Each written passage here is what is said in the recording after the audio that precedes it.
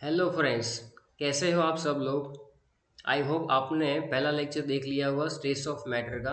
तो आइए आज हम लोग स्टार्ट करते हैं सेकंड लेक्चर से, जहां पर हमने फर्स्ट लेक्चर में पढ़ा था कि किस किस टाइप के फोर्सेस ऑफ अट्रैक्शन होते हैं, यानी कि इंटरमॉलिक्यूलर फोर्सेस। उसके अंदर सबसे पहले हमने पढ़ा था लंदन फोर्स, बराबर है। उसके बाद हमने पढ़ा था डाइपोल डाइपोल इंटरेक्शन फोर्स, और उसके बाद हमने पढ़ा था dipole induced dipole of attraction. Next जो टॉपिक हमारा हाइड्रोजन बॉन्डिंग था, तो हाइड्रोजन बॉन्डिंग के लिए मैंने आपको बताया था कि केमिकल बॉन्डिंग के अंदर लास्ट जो लेक्चर है वो हमने सीखा हुआ है हाइड्रोजन बॉन्डिंग के अंदर। तो यहाँ पर उसका कुछ खास इंपॉर्टेंस है नहीं, आप वहाँ से इसको पढ़ सकते हो। तो चलिए आज हम लोग जो स्टार्ट करने जा रहे हैं, मैंने लास्ट में जब लंदन फोर्स पढ़ाया था तब अगर आपको याद हो तो मैग्नीट्यूड ऑफ लंदन फोर्स वाला टॉपिक जो है वहाँ पर स्किप किया था। मैंने बोला था आपको कि ये हम लोग बाद में डिस्कस करने वाले हैं। तो आज हम लोग मैग्नीट्यूड ऑफ लंदन फोर्स को डिस्कस करने वाले हैं। तो basically magnitude of London force जो है बेटा, उसमें होता क्या है और किस तरह से उसको हम लोग फॉलो कर सकते हैं, तो ये आज हम लोग सीखेंगे। चलो, तो यहाँ पर थोड़ा सा ध्यान दो कि मैग्नीट्यूड ऑफ लंदन फोर्स के अंदर सबसे पहला कि भाई बेसिकली है क्या ये। तो यहाँ पर मैं लिख रहा हूँ कि it is weakest force of attraction, बराबर है। तो ये थियोरिकल पोर्शन है तो थोड़ा सा आपको टाइम लगेगा। It is a weakest force of attraction, ये जो है हमने आगे भी सीखा हुआ है कि लंदन फोर्स बेसिकली जो है वो वीकेस्ट फोर्स रहता है। दूसरी बात यहाँ पर ये है कि it depends on it depends on following factors. तो उसमें दो फैक्टर हैं जो हम लोग डिस्कस करने वाले हैं। उसमें ये दो फैक्टर आएंगे। सबसे पहला फैक्टर जो है वो है इस मॉलिक्यूल की साइज। बेटा मॉलिक्यूल की साइज होगी या तो मॉलिक्यूल जो होगा वो कॉम्प्लेक्स मॉलिक्यूल हो सकता है। तो मैं यहाँ पर लिखता हूँ complexity, complexity of the molecule, complexity of the molecule. यानी कि साइज में अगर मॉलिक्यूल बड़ा हुआ या तो छोटा हुआ या तो मॉलिक्यूल ज़्यादा कॉम्प्लेक्स हुआ तो कैसे फ़र्क पड़ेगा, बराबर है। तो यहाँ पर उसके बारे में ही हम लोग पॉइंट करेंगे, वन बाय वन डिस्कस करेंगे कि साइज में और उसकी कॉम्प्लेक्सिटी के अंदर क्या क्या फ़र्क पड़ सकता है। तो देखो यहाँ पर बेसिकली क्या होता है कि जो भी लार्ज मॉलिक्यूल्स होते हैं, बराबर कैसे मॉलिक्यूल्स होंगे वो, अगर मॉलिक्यूल्स कैसे होंगे बेटा, लार्ज मॉलिक्यूल्स। तो जो भी मॉलिक्यूल्स लार्ज होते हैं, बराबर है, it is directly proportional to London force. यानी कि मॉलिक्यूल अगर बड़ा हुआ तो उसका लंदन फोर्स ऑफ अट्रैक्शन भी क्या होगा, सबसे ज़्यादा होगा। तो इससे क्या फ़र्क पड़ेगा, लार्ज मॉलिक्यूल और लंदन फोर्स का ये जो रिलेशन है वो क्या करेगा, और लंदन फोर्स जो है उसका ज़्यादा क्यों होगा। So it is due to कि यहाँ पर लंदन फोर्स जो है जितना ज़्यादा होगा, बराबर है, उतना ही फोर्स ऑफ एट्रैक्शन ज़्यादा होगा। और ये जो होता है वो क्या होता है, इलेक्ट्रॉन का क्लाउड जो होता है ना, लंदन फोर्स ज़्यादा क्यों होगा कि due to cloud electron cloud which is which is easily distorted distorted या तो बोल सकते हो पोलराइज, और पोलराइज यानी कितनी इजीली कोई भी मॉलिक्यूल का इलेक्ट्रॉन क्लाउड डिस्टॉर्ट हो सकता है या तो पोलराइज हो सकता है, बराबर है। ये बातें आगे जाकर जैसे ही हम लोग कोई एग्जांपल लेंगे आपको क्लियर हो रही है और हो भी जाएगी। तो ये चीज़ें अपने दिमाग में रखिए कि कैसे हम लोग इसको फॉलो कर सकते हैं। तो यहाँ पर सबसे पहली बात जो है, आगे हम लोग बढ़ेंगे, चलिए।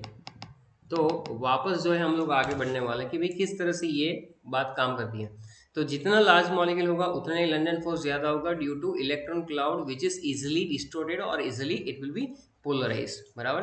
अब हम लोग यहाँ पर नया पॉइंट मेंशन करेंगे कि भाई लार्ज मॉलिक्यूल जितना होगा, larger the molecule larger the molecule, तो सीधी सी बात है कि उसका क्या होगा, larger molecular mass, larger molecular mass. इसका मतलब कि उसका लंदन फोर्स भी ज़्यादा होगा, लंदन फोर्सेस उसके ज़्यादा रहेंगे, बराबर है। तो ये जो है लंदन फोर्सेस ज़्यादा रहने से क्या क्या फ़र्क पड़ सकता है, तो उसमें हम लोग एक एग्जांपल ले लेते हैं। मान लो कि ग्रुप नंबर हमने ले लिया ग्रुप नंबर 14 जो है, उसके हाइड्राइड्स के बारे में डिस्कस करते हैं, उसके हाइड्राइड्स। तो ग्रुप नंबर 14 यानी कौन सा? तो काशी गए सब पंजाबी, ये आपको सिखाया हुआ है, काशी गए सब पंजाबी। इसके अंदर मैं डिस्कस करूंगा कि मीथेन है मेरे पास, बराबर है, मेरे पास सिलिकॉन हाइड्राइड भी है, बराबर है, और मेरे पास जर्मेनियम हाइड्राइड भी है। तो अगर हम लोग डेटा की बात करें बेटा, तो यहाँ पर इसका जो बॉइलिंग पॉइंट है वो कुछ इस तरह से 112 है, फिर यहाँ पर 161 केल्विन भी जा रहा है, और 183 केल्विन एक डेटा में हमें दिया गया है, बराबर। तो हाइड्रेट्स में इसमें आप देख सकते हो कि कार्बन से लेकर जर्मेनियम तक क्या हो रहा है, बेसिकली बॉइलिंग पॉइंट जो है वो इंक्रीज हो रही है हाइड्रेट्स में, टॉप टू बॉटम। तो इसमें क्या लॉजिक निकल के आता है, बराबर है। तो आप देखोगे कि जैसे आप कार्बन से सिलिकॉन, सिलिकॉन से जर्मेनियम जैसे जैसे आ रहे हो, वैसे वैसे ये पूरा जो मॉलिक्यूल है उसका मॉलिक्यूलर साइज जो है वो भी बढ़ रहा है, बराबर है, लार्ज हो रहा है मॉलिक्यूल, क्योंकि carbon to silicon, silicon to germanium, ये एटम भी बड़ा हो रहा है, हाइड्रोजन तो कॉमन है, लेकिन जैसे जैसे एटम बड़ा होगा वैसे वैसे उसका मॉलिक्यूल भी बड़ा होता जाएगा, क्योंकि top to bottom atomic size भी इंक्रीज होती है। तो यहाँ पर जहाँ पर हम लोग देख रहे हैं, यहाँ पर मॉलिक्यूल की साइज, तो देखो लार्जर द मॉलिक्यूल, यानी कि क्या हुआ बेटा, यहाँ पर मॉलिक्यूल लार्ज होता चला, बराबर है, तो मॉलिक्यूलर मास भी बढ़ा। आप अगर ऑब्जर्व करो तो यहाँ पर मीथेन से सिलिकॉन हाइड्रेट और सिलिकॉन हाइड्रेट से जर्मेनियम हाइड्रेट में क्या होगा, वहाँ पर मॉलिक्यूलर मास इंक्रीज होगा। मॉलिक्यूलर मास इंक्रीज होने से लंदन फोर्सेस जो है, बराबर है, वो बढ़ेंगे, और फोर्स ऑफ एट्रैक्शन इंक्रीज होगा। फोर्स ऑफ एट्रैक्शन को कट ऑफ करने के लिए जो टेम्परेचर हमें देना पड़ता है, it is also increases. Okay, so that is application. इसी तरह से अगर हम लोग नोबल गैस की बात करें, तो नोबल गैस में ग्रुप नंबर 18 आ रहा है, और वो ग्रुप नंबर 18 के अंदर कौन कौन से है, तो यहाँ पर है हमारे पास helium, neon, argon, krypton, xenon, बराबर है, और रेडॉन। तो आप इस तरह से अगर देख रहे हो तो यहाँ पर क्या हो रहा है कि इस तरह से नॉवल गैसेस के अंदर भी क्या होगा, तो ये जो है ना वो सारे के सारे एटम हैं, तो टॉप टू बॉटम यहाँ पर भी क्या हो रहा है कि साइज इंक्रीज हो रही है। एटम की साइज इंक्रीज होने से क्या होगा, यहाँ पर भी सिमिलर अप्रोच रहेगा कि भाई London force, London force increase होगा, और लंदन फोर्स इंक्रीज होने से इसके जो बॉइलिंग पॉइंट है वो भी क्या होने वाला है, इंक्रीज होने वाला है। तो यहाँ पर जो टॉप टू बॉटम जब हम लोग जाते हैं तो उसके जो इलेक्ट्रॉन क्लाउड होते हैं, वो इलेक्ट्रॉन क्लाउड होते हैं वो इजीली पोलराइज हो सकते हैं या तो इजीली डिस्टोर्टेड हो सकते हैं, बराबर है। अब इसके बाद हम लोग लिख सकते हैं कि इसकी वजह से लंदन फोर्स ऑफ अट्रैक्शन भी बढ़ता है और बॉइलिंग पॉइंट भी इंक्रीज हो जाता है। तो ये हमारा फर्स्ट फैक्टर था, फैक्टर नंबर 1। सेकंड फैक्टर जो हमें डिस्कस करना है बेटा, वो क्या है, इसकी हमने जो देख लिया साइज के बारे में हमने डिस्कस किया हुआ है, अब हम लोग पढ़ेंगे इसका ज्योमेट्री, ज्योमेट्री ऑफ मॉलिक्यूल, बराबर है। तो ज्योमेट्री ऑफ मॉलिक्यूल से क्या फर्क पड़ता है, तो सबसे पहला पॉइंट ये है कि शेप जो है ना, shape have a significant effect, shape have a significant effect, यानी कि जो शेप होगा उसका बहुत बड़ा असर रहता है कहाँ पर, लंदन फोर्स के ऊपर। अगर हम लोग शेप के बारे में बात करेंगे तो हम लोग डिस्कस करेंगे कि किस तरह से शेप में चेंज हो रहा है और उसकी एप्लीकेशन यहाँ पर कैसे होती है, लंदन फोर्स बढ़ता है, कम होता है, क्या होता है, ये सब कुछ हम लोग डिस्कस करने वाले हैं। तो अब हम लोग शेप में जो है वो आगे लिखेंगे कि मान लो कि मैंने एग्जाम्पल ले लिया पेंटेन का, तो आप लोग जानते हो कि पेंटेन जो है वो एक आल्केन है। आल्केन का जनरल फॉर्मूला आपने भी पढ़ा होगा, विच इज CnH2n+2, तो ये होगा C5H12।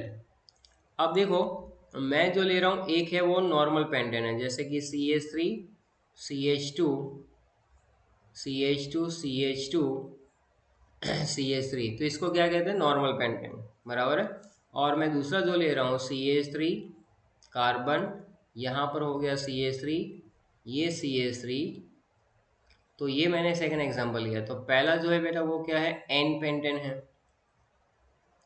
और दूसरा जो इसको क्या कहते हैं, नियोपेंटेन। क्या कहेंगे हम लोग? नियोपेंटेन कहेंगे, बराबर है। अब ये दोनों मॉलिक्यूल में क्या है, तो आप देखोगे कि इसको जब ड्रॉ किया जाता है तो ये थोड़ा सा जिगजैग फॉर्म में रहता है और लीनियर चेन है। कैसा है? लीनियर है और जिगजैग फॉर्म में ड्रॉ किया जाता है। तो यहाँ पर मैं लिखता हूँ कि एन पेंडेंट नियोपेंडेंट जो है, तो इसमें एक डेटा ऐसा भी कहता है कि यहाँ पर हमारे पास जो एन पेंटेन जो है, n pentane have approximately 27 degree जो है ना, इसका हायर है। क्या? Boiling point. एन पेंटेन है 27 डिग्री हायर देन नियोपेंटेन,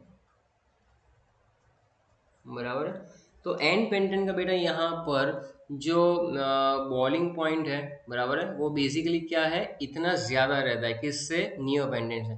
अगर मान लो कि नियोपेंटेन जो है कुछ 9-10 के आसपास है, तो नॉर्मल पेंटेन का कुछ हो जाएगा 36 के आसपास। ये वैलिड चीज़ मैं आपको बता रहा हूँ जो वहाँ पर डेटा में है।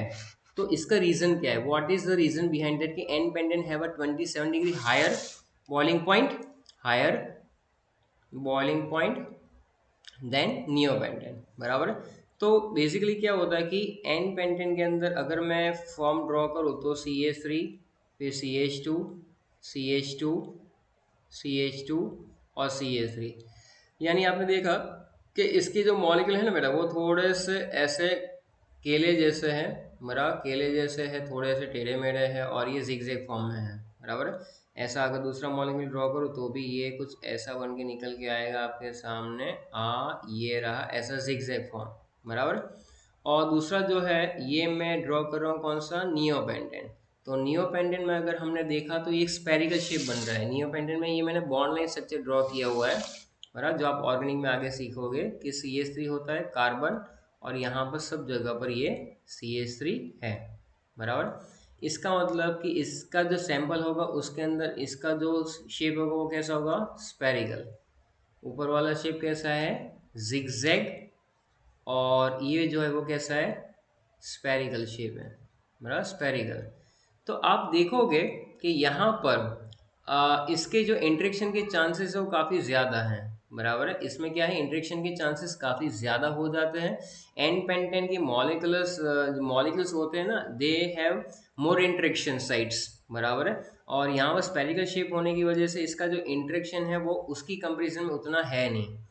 तो इसकी वजह से क्या होता है कि इसके फोर्स को कट ऑफ करने के लिए हमें ज़्यादा टेम्परेचर देना पड़ता है। इसका मतलब ये है कि ये जो नॉर्मल पेंटेन जो होता है, बराबर है, उसमें क्या होता है बेसिकली, अब मेन मुद्दे की बात पे आ जाता हूँ मैं, बराबर है, कि ये जो होता है उसका जिगजैग शेप होने की वजह से इंटरमॉलिक्यूलर डिस्टेंस कम हो गया। डिस्टेंस कम होने से क्या होगा? अट्रैक्शन थोड़ा सा ज़्यादा होगा। इवन ये ज़्यादा कांटेक्ट में आता है। सरफेस एरिया भी काफ़ी बड़ा है, यहाँ पर सरफेस एरिया भी काफ़ी छोटा है। वहाँ पर सरफेस एरिया ज़्यादा होने से इंटरमॉलिक्यूलर अट्रैक्शन फोर्स ज़्यादा होगा, यहाँ पर इंटरमॉलिक्यूलर फोर्स ऑफ अट्रैक्शन कम होगा। और उसकी वजह से हमें ज़्यादा टेम्परेचर देना पड़ेगा एन पेंटेन के अंदर। And that's why we can say that n pentane have higher boiling point than neopentane. So that is the our first topic which you discuss the magnitude जो है लंदन फोर्स का, वो उसकी application क्या थी। तो हमने यहाँ पर ये चीज़ सीखी कि साइज और कॉम्प्लेक्सिटी जो है उससे फर्क पड़ता है, बराबर है। दूसरी बात कि यहाँ पर जो लीनियर चेन है या तो ब्रांच चेन है यानी जियोमेट्री है, उसके हिसाब से भी हमें काफ़ी कुछ सीखने को मिलता है। आइए अब हम लोग जो है नेक्स्ट टॉपिक स्टार्ट करते हैं, जिसको हम लोग नाम दे सकते हैं कि intermolecular forces versus thermal energy, बराबर है। कि इंटरमोलिकुलर फोर्सेस जो है और थर्मल एनर्जी, उसमें क्या फ़र्क है और कैसे हम लोग इसको सीख पाएंगे। तो यहाँ पर आप देख सकते हो कि ये जो इंटरमोलिकुलर फोर्सेस ऑफ एट्रैक्शन का है उसके अंदर, बराबर है, हम लोग स्टार्ट करते क्या कि अब आप देखो कि सबसे पहले तो इंटरमोलिकुलर फोर्सेस ऑफ एट्रैक्शन है क्या। तो मैं शॉर्ट में लिखूँ इंटरमोलिकुलर फॉर इंटर, एक मिनट, यहाँ पर ये हो जाएगा, हाँ, this is inter molecular forces. चलो ये है। तो बेसिकली इंटर मॉलिकुलर फोर्स है क्या? जो मॉलिक्यूल्स को एक दूसरे के साथ पकड़ के रखता है उसको हम लोग कहते हैं inter molecular forces, simple language में। तो यहाँ पर मैं भी वो यही लिख रहा हूँ कि forces, forces of attraction, forces of attraction between molecules, between molecules, बराबर, फोर्सेस ऑफ अट्रैक्शन है बिटवीन द मॉलिक्यूल्स है, जो क्या करेगा, which try to bring them, bring molecules closer, bring molecules closer. चलो ये तो हो गई डेफिनेशन कि भाई फोर्सेस ऑफ अट्रैक्शन है between the molecules which try to bring molecules closer, बराबर है। तो यहाँ पर इंटरमॉलिक्यूलर फोर्सेस ऑफ अट्रैक्शन की डेफिनेशन तो क्लियर हो गई सबको, बराबर है, सबको क्लियर हो रही है डेफिनेशन। अब हम लोग देख रहे हैं कि यहाँ पर थर्मल एनर्जी को कैसे डिफाइन किया जा सकता है। तो थर्मल एनर्जी जो है, थर्मल एनर्जी जो है, अगर सिंपल वर्ड्स में लिखेंगे, thermal energy basically possess by molecule, ये क्या है, एनर्जी है जो मॉलिक्यूल्स पोजेस करते हैं, पोजेस बाय मॉलिक्यूल्स, और वो भी किसकी वजह से होता है, ड्यू टू टेम्परेचर, टेम्परेचर की वजह से ये मॉलिक्यूल्स जो होते हैं वो थर्मल एनर्जी को पोजेस करते हैं, बराबर। तो ये है, और इट जो है बेसिकली ये क्या करते हैं, तो आप देखो कि टेम्परेचर की वजह से क्या होगा कि मॉलिक्यूल्स एक दूसरे से दूर भागेंगे, तो tries to keep them apart, यानी कि बहुत ही सिंपल सा कंसेप्ट है भाई। एक जो है फोर्स ऑफ अट्रैक्शन वो क्या करता है, मॉलिक्यूल्स को पास में रखने का ट्राई करता है, और दूसरा जो थर्मल एनर्जी है वो क्या है कि मॉलिक्यूल्स को दूर ले जाने का ट्राई करता है। अगर आप अपने टेक्स्ट बुक में देखोगे तो सॉलिड लिक्विड गैस में आपको दिया हुआ है, बराबर, कि कहाँ से कहाँ सॉलिड में सबसे ज्यादा फोर्स ऑफ अट्रैक्शन रहता है, बराबर है, और इंटरमॉलिक्यूलर फोर्स ऑफ अट्रैक्शन और थर्मल एनर्जी जो है दोनों ऑपोजिंग फोर्सेस है, बराबर। एक जो है वो मॉलिक्यूल्स को पास में रखने का ट्राई करते हैं कि forces of attraction between the molecules which try to bring the molecules closer, और थर्मल एनर्जी जो है वो क्या काम करती है कि उसको दूर ले जाने का काम करती है। तो आप ही मुझे बताएंगे कि आगे क्या होने वाला है, अगर मैं इसके अंदर थोड़ा सा आगे डिस्कशन करूं, बराबर है, तो बहुत ही मजा आने वाला है, आप लोग बने रहिए। थियरी पार्ट है तो थोड़ा सा आपको लिखना पड़ेगा, थोड़ा सा समझना पड़ेगा, बॉयज लॉ से ये जो चैप्टर है तुम्हारा पिक पे आएगा, और आपको और भी मजा आएगा क्योंकि उसके अंदर डेरिवेशन है मेरा। लेकिन ये सारी चीजें जो जरूरी है वही मैं आपको डिस्कस कर रहा हूँ, बराबर है, और थोड़ा सा हम लोग डिटेल में भी जा रहे हैं। तो बेसिकली अगर मैं यहाँ पर देखूँ कि भाई सॉलिड किसको कहते हैं, तो देखो, intermolecular forces very much greater than TE का मतलब है thermal energy. Intermolecular forces of attraction अगर थर्मल एनर्जी से काफी ज्यादा है बच्चों, intermolecular forces of attraction thermal energy से काफी ज्यादा है, तो उसको हम लोग कहते हैं सॉलिड, बराबर। Solid have definite shape and definite energy, तो उसका फोर्स ऑफ अट्रैक्शन सबसे ज्यादा है, उसके मॉलिक्यूल्स जो है ज्यादा से ज्यादा वाइब्रेट हो सकते हैं और कुछ भी नहीं हो सकते, तो ये they are have only vibration motion, vibration motion, बराबर, और कुछ भी नहीं है। अगर हमारा intermolecular forces of attraction approximately थोड़ा सा इक्वल है थर्मल एनर्जी के, तो ये क्या होगा कि ये intermolecular forces of attraction thermal energy का बैलेंस है, तो इसको हम लोग क्या लिखेंगे, लिक्विड, क्या लिखेंगे, इट इज अ लिक्विड, बराबर है। और अगर मैं आगे देखूँ तो थर्मल एनर्जी बहुत ज्यादा, it is very much greater then intermolecular forces of attraction, यानी कि इंटरमॉलिकुलर फोर्सेस काफी कम है और थर्मल एनर्जी काफी ज्यादा है, तो हम लोग इसको डिफाइन करेंगे गैस। तो गैस में क्या होता है, neither definite shape no definite volume, बराबर है।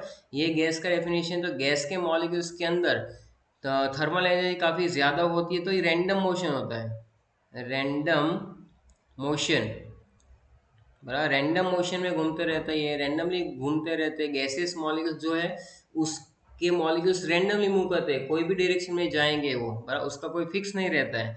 तो थर्मल एनर्जी जो है बेसिकली काइनेटिक एनर्जी मान लो आप, तो काइनेटिक एनर्जी जिसमें काफी ज्यादा हुई और इंटरमॉलिक्यूलर फोर्स ऑफ अट्रैक्शन काफी कम हुआ, उसके अंदर हमें रैंडम मोशन देखने को मिलेगा जो होता है ट्रांसलेटरी, बराबर है बेसिकली, तो कोई भी डायरेक्शन में जा सकता है मॉलिक्यूल। क्लियर हो गया यहाँ तक का कंसेप्ट, बराबर है। Now we are moving on some general characteristics, बराबर है। तो अब हम लोग जो देखने जा रहे हैं वो बेसिकली है क्या, जनरल कैरेक्टरिस्टिक्स ऑफ गैसेस, बराबर। तो आपको मालूम ही है कि पूरे पीरियोडिक टेबल में कितने गैस है, अगर आप अपनी एनसीईआरटी में भी देखोगे तो उन्होंने गैसेस के बारे में बताया हुआ है, बराबर है कि भाई तुम्हारा हाइड्रोजन हो गया या तो हीलियम हो गया, या तो नहीं, ग्रुप 18 तो पूरा ही है, बराबर है। आप अपनी टेक्स्ट बुक में देखोगे तो आपको क्लियर आइडिया आ जाएगा कि कौन कौन से गैसेस हैं। अब यहाँ पर हम लोग वो गैसेस की कुछ जनरल कैरेक्टरिस्टिक के बारे में पढ़ने वाले हैं, बराबर है। तो ये चीज़ जो है वो हम लोग पढ़ेंगे। जनरल कैरेक्टरिस्टिक्स आप सबको मालूम है, बराबर। मान लो कि यहाँ पर सबसे पहली कैरेक्टरिस्टिक्स अगर हम लोग डिस्कस करें तो वो होती है उसकी एक्सपांडिबिलिटी,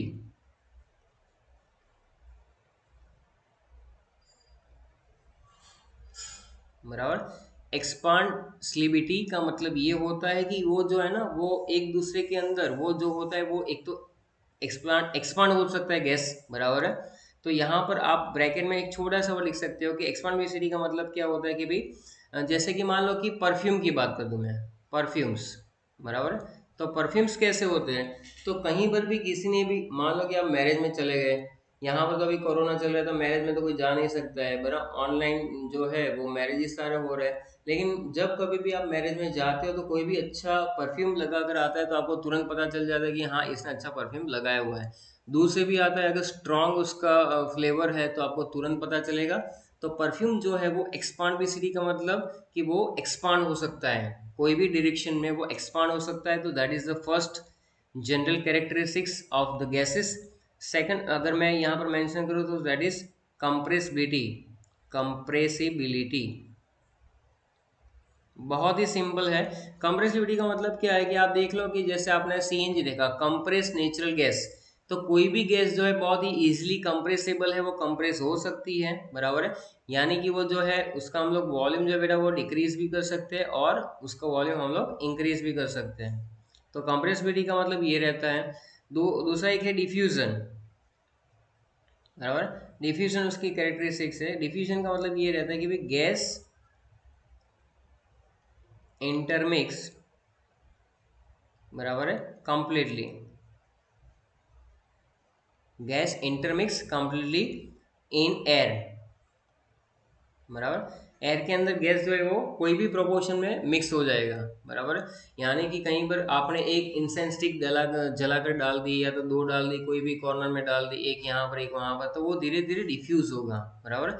वो धीरे धीरे डिफ्यूज होता जाएगा और गैस जो है इंटरमिक्स हो जाता है कंप्लीटली इन एयर, क्योंकि एयर के अंदर एयर के जितने भी पार्टिकल्स है उसके बीच में काफी गैप रहता है बेटा। तो दिस इज अ सिंपल, ये सारी सिंपल लैंग्वेजेस है जो आपके टेक्स्ट बुक में पॉइंट भी दिए हुए हैं। तो ये एक पॉइंट आ जाएगा हमारा डिफ्यूजन। दूसरा होता है कि डेंसिटी।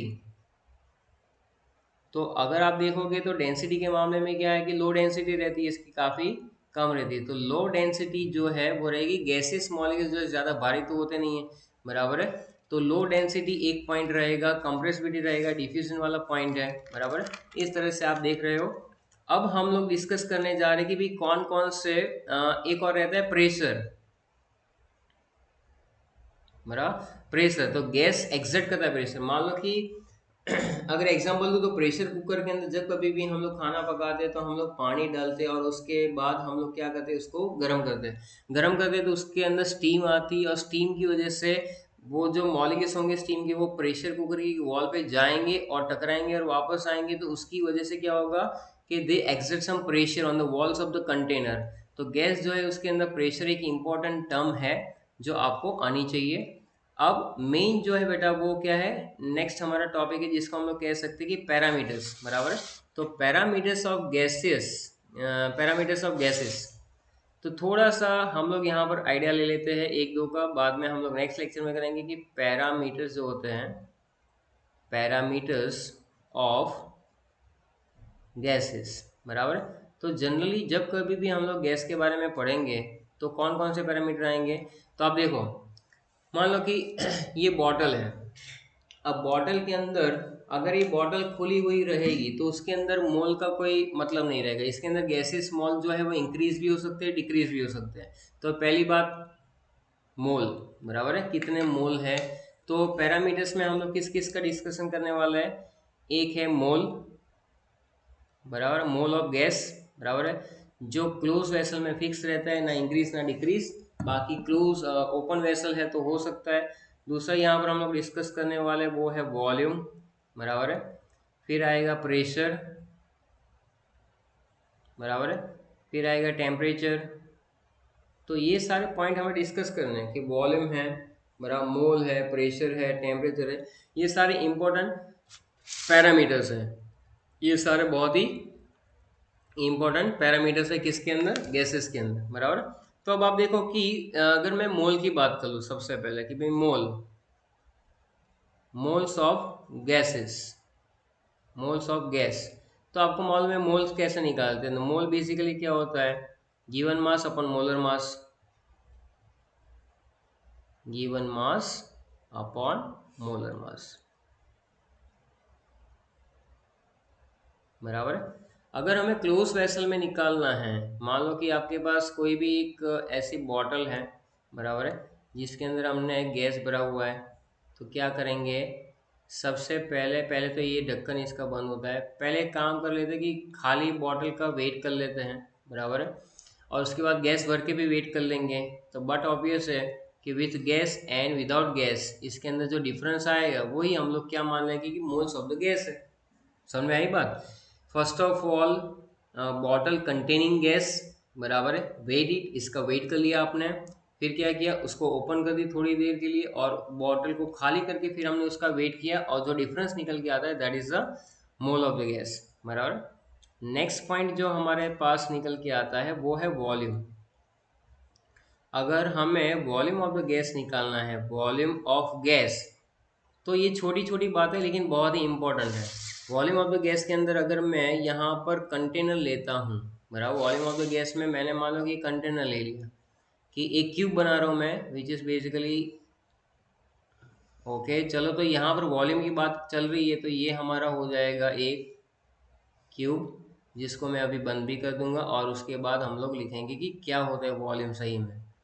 तो ये मैंने यहाँ पर ड्रॉ कर दिया। अब यहाँ पर ध्यान से समझो बच्चों कि ये जो होता है ना, यहाँ पर मान लो कि इसका वॉल्यूम जो होता है वो, ये अगर इसका एक साइड है वो ए सेंटीमीटर है तो ये हो जाएगा ए क्यूब। वॉल्यूम इसका कितना हो जाएगा, ए क्यूब। वॉल्यूम कितना हो जाएगा बेटा, ए क्यूब। अब यहाँ पर जो वॉल्यूम ऑफ कंटेनर रहता है, वॉल्यूम ऑफ कंटेनर रहता है यानी कि अवेलेबल वॉल्यूम, अवेलेबल वॉल्यूम, बराबर। वॉल्यूम ऑफ द कंटेनर हम लोग क्या मान लेते हैं generally, volume of the gas यानी वॉल्यूम ऑफ द कंटेनर ना, ऐसा बिल्कुल नहीं है। वॉल्यूम ऑफ द कंटेनर का मतलब होता है maximum available volume for the gases, बराबर है।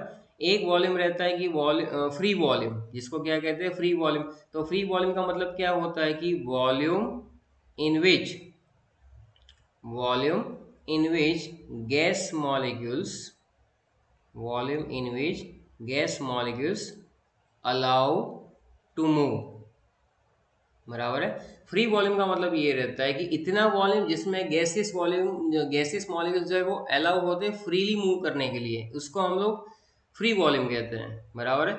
अब कोई मैदान के अंदर अगर एक गाड़ी पार्क की हुई है तो आप क्या बोलोगे कि सर, मैं पूछूं आपको कि भाई कितनी जगह है गाड़ी पार्क करनी है हमें, बराबर है। तो आप बोलोगे कि सर पूरा मैदान खाली है, क्योंकि एक ही गाड़ी है। लेकिन वो एक गाड़ी के वॉल्यूम को तो हम लोग निगलेक्ट तो नहीं कर सकते हैं। अब मान लो कि थोड़ी देर बाद वहां पर पार्किंग में आजू बाजू काफी सारी गाड़ियां आने लगेगी, बराबर है, तो फिर अवेलेबल वॉल्यूम जो है वो कम होता जाएगा ना।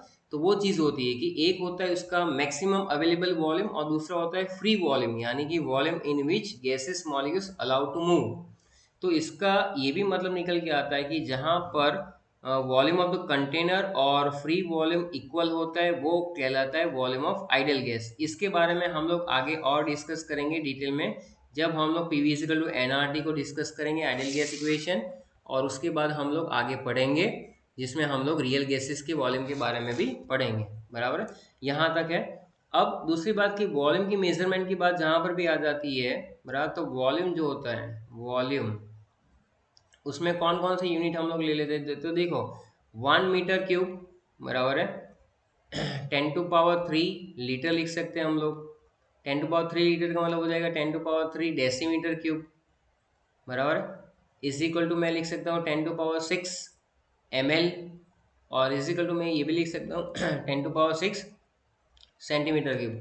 तो देखो 1 मीटर क्यूब का मतलब होता है 10⁻³ लीटर, बराबर। 10⁻³ लीटर 10⁻³ इज इक्वल टू 10⁻³ का मतलब क्या निकल के आएगा कि अगर इसको मैं सिंप्लीफाइड करूँ तो 1 litre is equal to 1 decimetre cube. बराबर है ना, 1 लीटर का मतलब 1 डेसीमीटर क्यूब। कहीं पर भी आपको न्यूमेरिकल में बोले कि डेसीमीटर क्यूब है तो आपको 1 लीटर मान के चलने का, हम बोले कि 2 डेसीमीटर क्यूब तो 2 लीटर, बराबर ऐसा।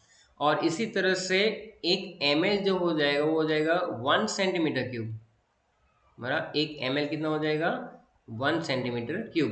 तो ये जो है वॉल्यूम के छोटे छोटे यहाँ पर पॉइंट्स है जो आपको नोट डाउन करके चलने हैं, बराबर है।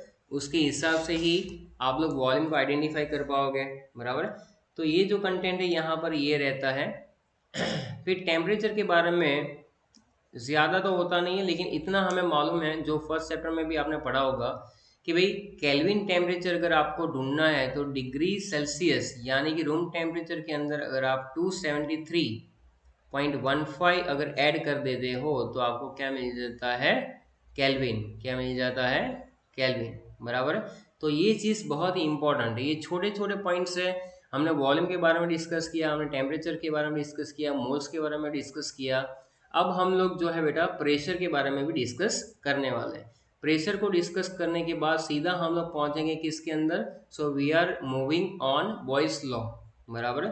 तो ये चीज़ जो है वो आपको अच्छे से सीखनी है और आपको समझनी भी है। आज हम लोग यहाँ तक रखते हैं, ये जितनी भी नोट्स मैंने लिखवाई हुई है उसको छोटे छोटे पॉइंट्स को नोट डाउन हम लोग करेंगे और उसके बाद आप लोग सीखेंगे कि क्या हो रहा है। Okay, thank you very much.